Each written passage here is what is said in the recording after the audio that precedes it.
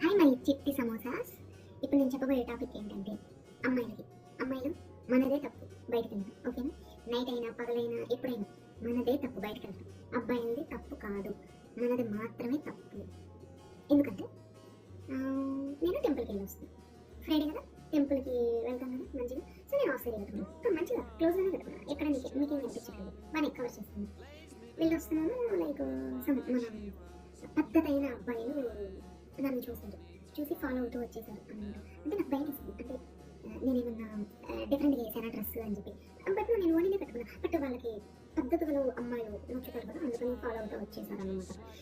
ఇంకా మళ్ళీ నాకు సినిమాకి వెళ్ళాను, అంటే అబ్బాయితో వెళ్తే ఒళ్ళు కొద్దెక్కింది అబ్బాయితో సినిమాకి, అందుకే వేరే అబ్బాయిలు గెలిగారు అంటారు కదా. నాకు కొవ్వు పట్టలేదు, అందుకే నేను నా ఫ్రెండ్ అయిన అమ్మాయిని తీసుకొని వెళ్ళాను సినిమాకి. నైట్ డ్రెస్లోనే వెళ్ళాను, మళ్ళీ లూజ్ నైట్ డ్రెస్, అసలు ఏం కనిపించదు.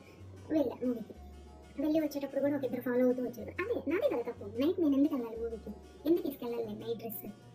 అదే నేను ఇంట్లో కూర్చుంటే ఎవరికేం కాదు కదా, నాదే తప్పు.